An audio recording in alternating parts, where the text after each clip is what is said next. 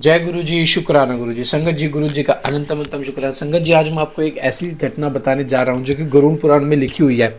संगत जी, यमराज एक जंगल से जा रहे थे तो एक डाली पे तोता बैठा था। तो तोते को देख के यमराज जी हंस पड़े। तो तोते को संदेह होगा कि यमराज जी हंस चुके हैं, तो मेरा 4 से 5 दिन का समय बचा है, तो मैं क्या करूं। अब जब आपत्ति आती है तो हम कोई ना कोई जुगाड़ लगाते हैं। तो तोते ने भी वही किया। तोते के दोस्त थे गरुड़ जी, जो कि विष्णु जी के वाहन है। तो गरुड़ जी को बुला के कहा कि ऐसे ऐसे यमराज जी मुझे देख के हंस के गए हैं, अब तो 4 5 दिन में मेरा खेल खत्म है, क्योंकि यमराज जी जिसको देख के हंस देते हैं उसका तो खेल खत्म होने वाला होता है। तो गरुड़ ने कहा कि तू चिंता ना कर, तू मेरी पीठ पे बैठ जा, चल मैं तुझे ऐसी जगह छोड़ के आता हूँ जहाँ तेरे को यमराज जी ढूंढ ही नहीं पाएंगे। तो गरुड़ जी अपनी पीठ पे बिठा के तोते को 7 समुंदर पार ले जाते हैं और वो एक गुफा में छोड़ देते हैं। तो कहते हैं तू 8 से 10 दिन यहीं रहे, तेरे 4 5 दिन खत्म हो जाएंगे और मैं सीधा यमराज के पास जा रहा हूँ, तो तेरी कहने कि तेरे को कुछ नहीं होगा, तो चिंता मत कर। तो गरुड़ जी सीधा यमराज के पास जाते हैं, कहते हैं कि यमराज जी कैसे हो। तो यमराज जी कहते हैं गरुड़ जी कैसे आना हुआ। कह रहा है मेरे पास इतना समय नहीं है, मैं बस यहाँ से जा रहा हूँ क्योंकि मुझे वैकुंठ धाम जाना, विष्णु जी ने मुझे याद किया है। तो अब तो फिर यमराज कहते हैं कि कैसे आना हुआ। तो कहते हैं मेरा एक दोस्त है तोता, 2 से 3 दिन पहले आप जंगल में जा रहे थे तो आपने उस तोते को देखा होगा। तो यमराज जी कह रहे हैं अच्छा वो तोता जिसे जिसे अच्छा वो तोता जो डाल पे बैठा था। कह रहा हाँ, कि आप उसे देख के मुस्कुराए थे। यमराज जी बोले हाँ मैं मुस्कुराया था। तो गरुड़ जी बोले उससे कुछ मत करना, वो मेरा दोस्त है। कह रहा यमराज जी कह रहे अरे मैं तो इसलिए मुस्कुराया था कि ये तोता यहाँ बैठा जंगल में और इसकी मौत लिखी है 7 समुंदर पार करके एक गुफा में बिल्ली के खाने से, एक बिल्ली से खा जाएगी। तो वहीं पे 5 मिनट के बाद उस तोते की आत्मा आ जाती है। कहते हैं देखो ये तोता आ गया। तो गरुड़ जी कहते हैं अरे इसे तो मैं ही छोड़ के आया था ताकि इसको कुछ ना हो। कह रहा नहीं, इसकी तो मृत्यु वहीं लिखी थी जहाँ तुम इसे छोड़ के आए थे। तो संगत जी, ये विधि का विधान है, कौन से कर्म का कौन से जन्म का आपको लेख भोगना पड़ रहा है आप हमें नहीं पता। और हम तो इतने खुश किस्मत है कि गुरु जी हमारे साथ है, जो हमारे कर्मों को सिर्फ 10% हमारे तक आने देते, बाकी नहीं आने देते। तो संगत जी, पाठ को एंड तक जरूर सुने और प्यारा सा कमेंट जरूर करें। जय गुरु जी, शुक्राना गुरु जी। जय गुरु जी। देवताओं और दानवों का युद्ध, शंखचूड़ के साथ वीरभद्र का संग्राम, पुनः उनके साथ भद्रकाली का भयंकर युद्ध करना और आकाशवाणी सुन निवृत्त होना, शिवजी का शंखचूड़ के साथ युद्ध और आकाशवाणी सुनकर युद्ध से निवृत्त हो, विष्णु को प्रेरित करना, विष्णु द्वारा शंखचूड़ के कवच और तुलसी के शील का अपहरण, फिर रुद्र के हाथों त्रिशूल द्वारा शंखचूड़ का वध, शंख की उत्पत्ति का कथन। संत कुमार जी कहते हैं कि महर्षि जब उस तथा तत्वतः उनके यथार्थ निश्चय को भी दूत ने शंखचूड़ के पास जाकर विस्तार प्रकट किया, विस्तार पूर्वक शिव जी का वचन कह सुनाया तथा तब उनके यथार्थ निश्चय को भी प्रकट किया। तब उसे सुनकर प्रतापित दानव राजा शंखचूड़ ने भी परम प्रसन्नता पूर्वक युद्ध को ही अंगीकार किया।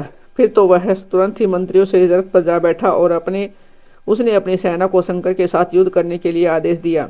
इधर अखिलेश्वर शिवजी ने भी तत्काल ही अपनी सेना को तथा देवों को आगे बढ़ने की आज्ञा दी और स्वयं भी लीलावश युद्ध के लिए सनंद हो गए।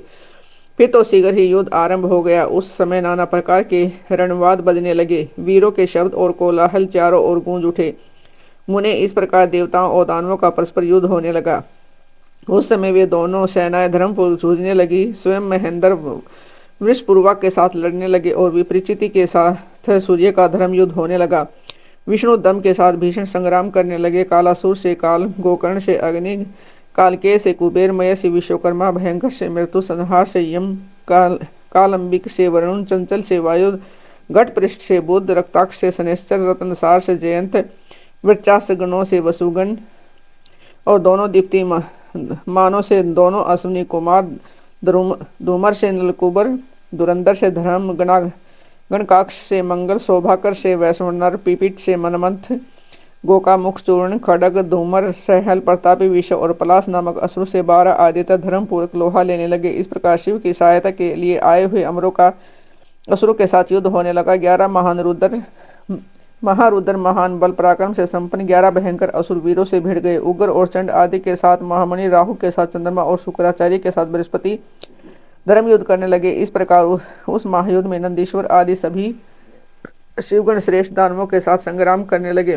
विस्तार भय से उनका पृथक वर्णन नहीं किया गया। मुने उस समय सारी सेनाएं निरंतर युद्ध में व्यस्त थी और शंभु कालासुत के साथ वट वृक्ष के नीचे विराजमान थे। उधर शंखचूड़ भी रत्नाभरणों से विभूषित हो करोड़ों दानवों के साथ रमणीय रत्न सिंहासन पर बैठा हुआ था।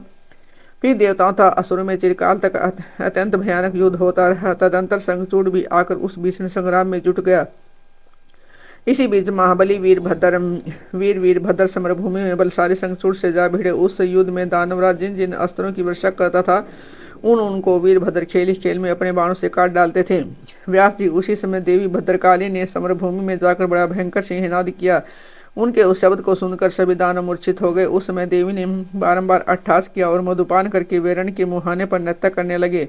उनके साथ ही उग्रदृष्टा, उग्रदंडा और कोटवी ने मधुपान किया तथा अन्य अन्य देवियों ने भी खूब मधु पीकर युद्ध स्थल में नाचना आरंभ किया। उस समय शिवगुणों तथा देवों के दलों में महान कोलाहल मच गया। सारा सुर समुदाय बहुत प्रकार से गर्जना करता हुआ हर्षमगन हो गया। तदंतर काली ने शंखचूड़ के ऊपर प्रलयकालीन अग्नि की शिखा के समान उद्दीप्त आग्नेय शास्त्र चलाया, परंतु दानवराज ने वैष्णवास्त्र से उसे शीघ्र ही शांत कर दिया। तब देवी भद्रकाली ने उस पर नारायण शास्त्र का प्रयोग किया। वह अस्त्र दानव शत्रु को देखकर बढ़ने लगा। तब प्रलय अग्नि के ज्वाला के समान उद्दीप्त होते हुए नारायण शास्त्र को देखकर शंखचूड़ दंड की भांति भूमि पर लेट गया और बारंबार प्रणाम करने लगा। तब उस दानव को नम्र हुआ देखकर वह अस्त्र निवृत्त हो गया। तत्पश्चात देवी ने उस पर मंत्र पूर्वक ब्रह्मास्त्र छोड़ा। उस अस्त्र को प्रज्वलित होता हुआ देखकर दानवराज ने भूमि पर खड़े होकर उसे प्रणाम किया और ब्रह्मास्त्र से ही उसका निवारण कर दिया। तदंतर वह दानवराज कुपित हो उठा और वेगपूर्वक अपने धनुष को खींचकर देवी के ऊपर मंत्र पाठ करते हुए दिव्य अस्त्रों की वर्षा करने लगा। भद्रकाली समरभूमि में अपने विस्तृत मुख को फैलाकर उन अस्त्रों को निगल गई और हट्टास पूर्वक गर्जना करने लगी। इससे दानव भयभीत हो गए। तब शंखचूड़ ने काली के ऊपर 100 योजन लंबी शक्ति से वार किया, परंतु देवी ने अपने दिव्यास्त्र समूह से उसे 100 टुकड़े कर दिए और ये उन दोनों में चिरकाल तक युद्ध होता रहा और सभी देवता तथा दानव दर्शक बनकर उन्हें देखते रहे। अंत में देवी ने महान कोपावेश से उस पर वेगपूर्वक मुष्टि प्रहार किया। उसकी ओट से वह दानवराज चक्कर काटने लगा और उसी अक्षण मूर्छित हो गया। फिर अक्षण भर में ही उसकी चेतना लौट आई और वह उठ खड़ा हुआ, परंतु उस प्रतापी ने मातृ बुद्धि के होने के कारण देवी के साथ महाबाहु युद्ध नहीं किया। तब देवी ने उस दानव को पकड़कर उसे बारंबार घुमाया और बड़े क्रोध से वेगपूर्वक उसको उछाल दिया। प्रतापी शंखचूड़ वेग से ऊपर को उछला और पृथ्वी पर गिरकर पुनः उठ खड़ा हुआ। उस महायुद्ध में वह तनिक विभ्रांत नहीं हुआ था, बल्कि उसका मन प्रसन्न था। तत्पश्चात वो भद्रकाली को प्रणाम करके बहुमूल्य रत्नों द्वारा निर्मित अपने परम मनोहर विमान पर जा बैठा।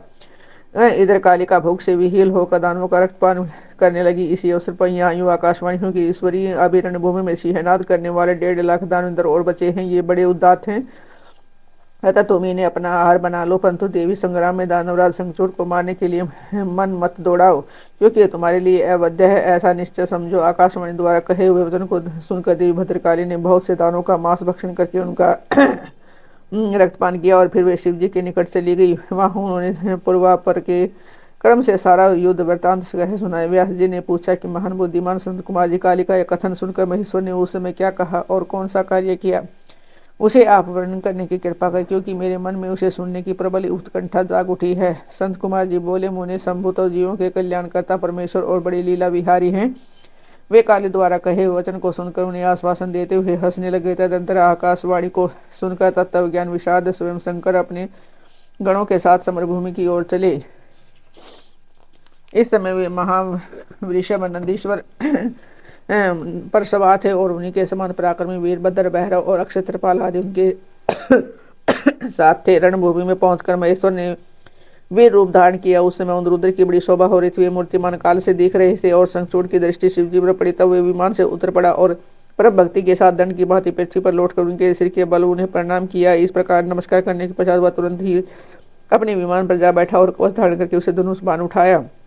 फिर तो दोनों ओर से बाणों की झड़ी लगी। वे यह व्यर्थी बाण वर्षा करने वाले शिव और शंखचूड़ का उग्र युद्ध सैकड़ों वर्षों तक चलता रहा। अंत में युद्ध में शंखचूड़ का वध करने के लिए महाबली महेश्वर ने सहसा अपना वह त्रिशूल उठा, जिसका निवारण करना बड़े बड़े तेजस्वियों के लिए भी असंख्य है। वह तत्काल ही उसका निषेध करने के लिए आकाश में, शंकर मेरी प्रार्थना सुनिए और इस समय इस त्रिशूल को मत चलाइए। इस यद्यपि आप अक्षण मात्रा से पूरे ब्रह्मांड का विनाश करने में सर्वथा समर्थ हैं, फिर इस अकेले दानव शंखचूड़ की तो बात ही क्या। तथापि आप स्वामी के द्वारा देव मर्यादा का विनाश नहीं होना चाहिए। महादेव, आप उस देव मर्यादा को सुनिए और उसे सत्य एवं सफल बनाइए। वह देव मर्यादा यह है कि जब तक इस शंखचूड़ के हाथ में श्री हरि का परम उग्र कवच वर्तमान रहेगा, उसकी पवित्र पतिव्रता पत्नी तुलसी का सतीत्व अखंडित रहेगा, तब तक इस पर जरा और मृत्यु का अपना प्रभाव नहीं डाल सकेंगे। अतः जगदीश्वर शंकर ब्रह्मा के इस वचन को सत्य कीजिए। तब सत्पुरुषों के आश्रय स्वरूप शिव जी ने उस आकाशवाणी को सुनकर तथास्तु कहकर उसे स्वीकार कर लिया और विष्णु को उस कार्य के लिए प्रेरित किया। फिर तो शिव जी की इच्छा से विष्णु वहां से चल पड़े और वे तो मायावी में भी श्रेष्ठ मायावी ठहरे। अतः उन्होंने एक वृद्ध ब्राह्मण का वेश धारण किया और शंखचूड़ के निकट जाकर उससे यूं कहा। वृद्ध ब्राह्मण बोले, दामिंदर, इस समय में मैं याचक होकर तुम्हारे पास आया हूँ। तुम मुझे भिक्षा दो। 3 वत्सल अभी मैं अपने मनोरथ को प्रकट नहीं करूंगा। जब तुम देना स्वीकार कर लोगे तब पीछे मैं उसे बताऊंगा और तब तुम उसे पूर्ण करना। ब्रह्मा ब्राह्मण की बात सुनकर राजेंद्र शंखचूड़ का मुख और नेत्र प्रसन्नता से खिल उठे। जब उसने ओम कहकर उसे स्वीकार कर लिया तब ब्राह्मण ने छल पूर्वक कहा, मैं तुम्हारा कवच चाहता हूँ। यह सुनकर ऐश्वर्यशाली दानवराज शंखचूड़ ने, जो ब्राह्मण भक्त और सत्यवादी था, वह दिव्य कवच जो उसे प्राण से के समान था, ब्राह्मण को दे दिया। इस प्रकार श्री हरि ने माया द्वारा उसे यह कवच दे दिया और फिर शंखचूड़ का रूप धारण करके वह तुलसी के पास पहुंचे। वहां जाकर सबके आत्मा एवं तुलसी के नित्य स्वामी श्री हरि ने शंखचूड़ रूप से उसके शील का हरण कर लिया। इसी समय विष्णु भगवान ने शंभु से अपनी सारी बातें कह सुनाई। तब शिव जी ने शंखचूड़ के वध के निमित्त अपना एक दीप्त त्रिशूल हाथ में लिया। परमात्मा शंकर का यह विजय नामक त्रिशूल अपनी उत्कृष्ट प्रभा बिखेर रहा था। उससे सारी दिशाएं, पृथ्वी और आकाश प्रकाशित हो उठे। वह मध्यकालीन करोड़ों सूर्यता पर अग्नि की शिखा के समान चमकीला था। उसका निवारण करना असंभव था। वह दूर से कभी व्यर्थ न होने वाला और शत्रुओं का संहार था। वह तेजों का अत्यंत समूह, संपूर्ण शास्त्रों का सहायक, भयंकर और सारे देवताओं तथा असुरों के लिए दुष्य था। वह एक स्थान पर एक ऐसा दमक रहा था मानो लीला का आश्रय लेकर संपूर्ण ब्रह्मांड का संहार करने के लिए उद्यत हो। उसकी लड़ाई 1000 धनुष और चौड़ाई 100 हाथ की थी। जब उस जीव ब्रह्म स्वरूप रसूल का किसी के द्वारा निर्माण नहीं हुआ था, उसका नित्य रूप नित्य था। आकाश में चक्कर काटता हुआ त्रिशूल शिव जी की आज्ञा से शंखचूड़ के ऊपर गिरा और उसी क्षण उसने राख की ढेरी बना दिया। विपर महेश्वर का वह शूल मन के समान वेगशाली था। वह शीघ्र ही अपना कार्य पूर्ण करके शंकर के पास आ पहुंचा, फिर आकाश मार्ग में चला गया। उस समय स्वर्ग में दूध बिंदियां बजने लगी, गंधर्व किन्नर गान करने लगे, देवता मुनियों ने स्तुति करना आरंभ कर दिया, अप्सराएं नृत्य करने लगी, शिव जी के ऊपर लगातार पुष्पों की वर्षा होने लगी। ब्रह्मा विष्णु इंद्र आदि देवता मणिगण उनकी प्रशंसा करेंगे। दानवराज शंखचूड़ भी शिव जी की कृपा से शाप मुक्त हो गया और उसे उसके पूर्व रूप की प्राप्ति हो गई। शंखचूड़ की हड्डियों से शंख जाति का प्रादुर्भाव है। किसी शंख का जल शंकर के अतिरिक्त समस्त देवताओं के लिए प्रस्तुत माना जाता है। महामुनि श्री हरि और लक्ष्मी को तथा उनके संबंधियों को भी शंख का जल विशेष रूप से अत्यंत प्रिय है, किंतु शिव के लिए नहीं। इस प्रकार शंखचूड़ को मारकर शंकर उमा सकंद और गणों के साथ प्रसन्नतापूर्वक नंदीश्वर सवार हो श्रीलोक को चले गए। भगवान विष्णु ने बैंकुट के लिए प्रस्थान किया और देवगण परमानंद को अपने अपने लोक को चले गए। उस समय जगत में चारों ओर परम शांति छा गई। सबको निर्विघ्न रूप से सुख मिलने लगा। आकाश निर्मल हो गया और सारी पृथ्वी पर उत्तम उत्तम मंगल कार्य होने लगे। मुनि, इस प्रकार मैंने तुमसे महेश के क्षेत्र का वर्णन किया है। वह आनंददायक सुख है, सर्व दुख है, हारी, लक्ष्मी पर्दे और संपूर्ण कामना को पूर्ण करने वाला है। विष्णु द्वारा तुलसी के शील हरण का वर्णन, कुपित हुई तुलसी द्वारा विष्णु को शाप, शंभु द्वारा तुलसी और सालग्राम शिला के महात्मा का वर्णन। फिर व्यास जी के पूछने पर संत कुमार जी ने कहा कि मेरे से रणभूमि में आकाशवाणी को सुनकर जब देवेश्वर शंभु ने श्री हरि को प्रेरित किया तब विविध तुरंत ही अपनी माया से ब्राह्मण का वेश धारण करके शंखचूड़ के पास जा पहुंचे। उन्होंने उसे परमोत्कृष्ट कवच मांग लिया। फिर शंखचूड़ का रूप बनाकर वे तुलसी के घर की ओर चले। वहां पहुंचकर उन्हें तुलसी के महल के द्वार के निकट नगारा बजाया और जय जयकार से सुंदरी तुलसी को अपने आगमन की सूचना दी। फिर उसे सुनकर सती साध्वी तुलसी ने बड़े आदर के साथ रोके के रास्ते राजमार्ग की ओर झांका और अपने पति को आया हुआ जानकर प्रमाणन में निमग्न हो गई। उसे तत्काल ही ब्राह्मणों को धन दान करके उसे मंगलाचार कराया और फिर अपना श्रृंगार किया। उधर देवताओं का कार्य सिद्ध करने के लिए माया से शंखचूड़ का स्वरूप धारण करने वाले भगवान विष्णु रस्ते उस देवी तुलसी के भवन में गए। तुलसी ने पति रूप में आए हुए भगवान का पूजन किया, बहुत सी बातें की, तदंतर उनके साथ रमन किया। तब उस साध्वी ने सुख, सामर्थ्य और आकर्षण व्यक्ति कर्म देकर सब पर विचार किया और संदेह उत्पन्न होने पर वह तू कौन है जो डांटती हुई बोली। तुलसी ने कहा, दोस्त मुझे शीघ्र बतला कि माया द्वारा मेरा उपभोग करने वाला तू कौन है। तूने मेरा अस्तित्व नष्ट कर दिया है, अतः मैं भी अभी तुझे शाप देती हूँ। संत कुमार जी कहते हैं, ब्राह्मण तुलसी का वचन सुनकर श्री हरि ने लीलापूर्वक अपनी परम मनोहर मूर्ति धारण कर ली और तब उस रूप को देखकर तुलसी ने लक्षणों से पहचान लिया कि ये साक्षात विष्णु है, परंतु उसका पतिव्रता नष्ट हो चुका है। इसलिए वह कुपित होकर विष्णु से कहने लगी। तुलसी ने कहा कि हे विष्णु, तुम्हारा मन पत्थर के सदृश कठोर है, तुम में दया का लेश मात्र भी नहीं है। मेरे पति धर्म के भंग हो जाने से निश्चय ही मेरे स्वामी मारे गए। चूंकि तुम पाषाण सदृश कठोर, दया रहित और दुष्ट हो, इसलिए तुम अब मेरे साप से पाषाण स्वरूप ही हो जाओ। संत कुमार जी कहते हैं, मुनि यूं कहकर शंखचूड़ की वह सती साध्वी पत्नी तुलसी फुट फुट कर रोने लगी और शोकार्त होकर बहुत तरह से विलाप करने लगी। इतने में महाभक्त वत्सल भगवान शंकर प्रकट हो गए और उन्हें समझाकर कहा कि देवी, अब तुम दुख को दूर करने वाली मेरी बात सुनो। और श्री हरि भी स्वस्थ मन से उसे श्रवण करने लगे, क्योंकि तुम दोनों के लिए जो सुख कारक हो वही मैं करूँगा।